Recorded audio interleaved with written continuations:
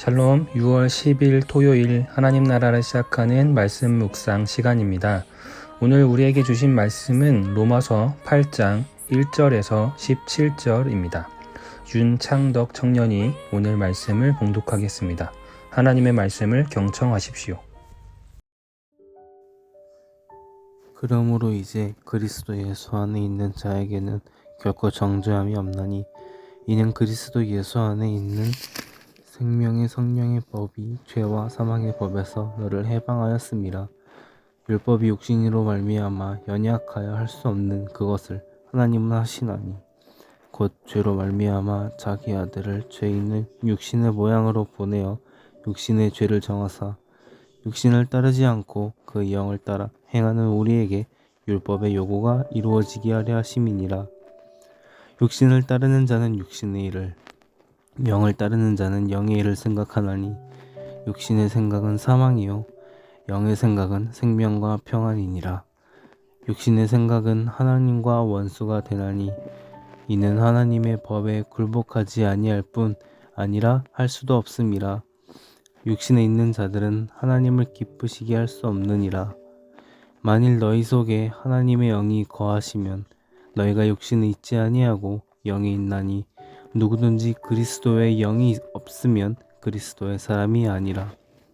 또 그리스도께서 너희 안에 계시면 몸은 죄로 말미암아 죽은 것이나 영은 의로 말미암아 살아있는 것이니라.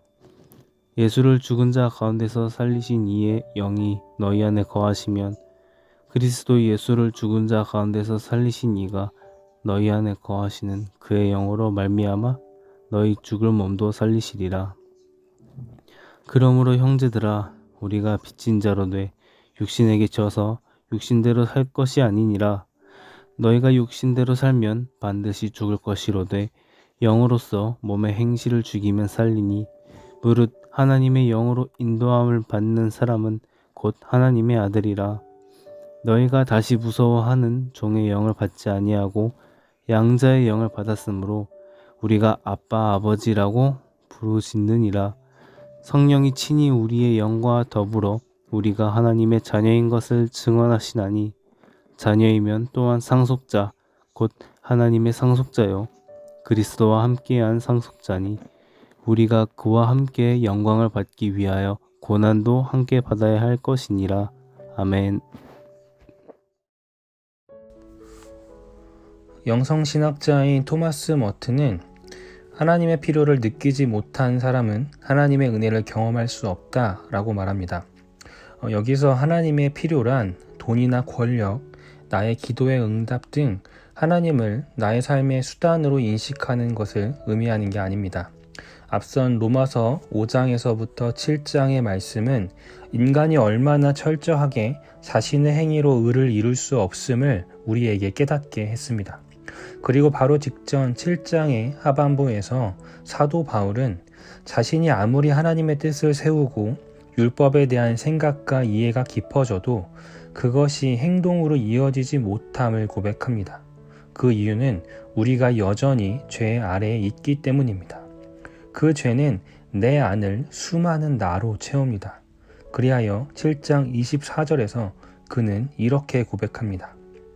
내가 할 수 있는 일이 무엇이든 해보았지만 결국 아무 소용이 없습니다. 나는 벼랑 끝에 서 있습니다. 이런 나를 위해 무엇인가 해줄 수 있는 이 누구 없습니까? 그는 자신이 모든 것을 다 해보았지만 결국 실패했고 이제 벼랑 끝에 자신이 서 있음을 고백합니다.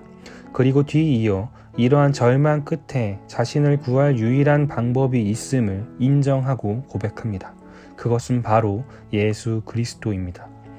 절망 끝에서 그는 유일한 방법이 자기 자신이 아닌 오직 예수 그리스도에게 있음을 발견하고 고백합니다. 그래서 8장 말씀은 이러한 7장의 이야기를 이어 매듭 짓습니다. 8장 1절은 그러므로 라는 접속사로 시작합니다. 그러므로 이제 그리스도 예수 안에 있는 사람들은 정죄를 받지 않습니다. 바울은 강한 확신으로 기쁨의 소식을 우리에게 전합니다. 뒤이어 그것은 그리스도 예수 안에서 생명을 누리게 하는 성령의 법이 당신을 죄와 죽음의 법에서 해방하여 주었기 때문입니다. 라고 그 이유를 덧붙입니다. 그리스도 예수 안에서 나로 불가능했던 일이 그리스도 예수 안에서 가능케 되었습니다. 로마서는 총 4부로 나눌 수 있습니다. 그 중에 1부가 1장에서부터 4장까지이고 2부가 5장에서부터 8장까지입니다. 1부의 주제는 누가 언약 백성인지에 대해서 다룹니다. 그리고 이어 2부는 언약 백성의 삶의 원리가 무엇인지를 다뤘습니다. 2부를 마치는 8장은 이 언약 백성의 삶의 원리가 무엇인지 그것의 결론을 우리에게 말씀합니다. 언약 백성은 자신의 의를 따라 자격을 얻은 것이 아닙니다. 언약 백성의 조상인 아브라함은 율법이 있기 전에 하나님께 의롭다함을 얻었으며 그의 의는 따라서 율법이 기준이 된 행위가 아니라 그의 믿음이었습니다. 아브라함이 아무것도 하지 않았을 때 하나님은 먼저 찾아오셨고 그에게 복을 약속하셨습니다. 아브라함은 그 복의 약속을 믿음으로 의롭다함을 얻었습니다. 계속해서 5장에서부터 7장은 우리가 여전히 죄 아래에 있음을 언급합니다. 우린 하나님을 믿고 백성으로 부름을 받았으나 여전히 죄 아래에 있습니다. 우리의 뜻과 생각은 하나님을 향하나 우리의 행동은 여전히 그 생각을 따라가지 못합니다. 이러한 신앙의 간격은 결국 이 구원이 나에게 있을 수 없음을 깨닫게 합니다. 우린 아무리 성화를 해도 그리스도가 될 수 없습니다. 평생을 복음을 위해 힘쓴 바울 역시 로마서를 기록하며 그는 하나님의 뜻과 자신의 행동 사이에 괴리가 있음을 고백합니다. 그렇기에 우리를 건져내실 분은 오직 예수 그리스도이심을 다시 발견합니다. 그리고 이제 그는 우리에게 선언하고 초대합니다. 하나님의 언약 백성으로서의 삶의 원리는 바로 예수 그리스도 안에 있는 삶입니다. 그분 안에 거하는 것이 언약 백성으로서의 삶의 기본 원리입니다. 그분의 울타리 안에서 살아가는 것입니다. 이는 앞으로 이어질 로마서의 핵심 주제인 하나님 나라의 복음을 깨닫게 하는 중요한 단서가 됩니다. 하나님 나라는 특정한 권력과 정치적 성향을 뜻하지 않습니다.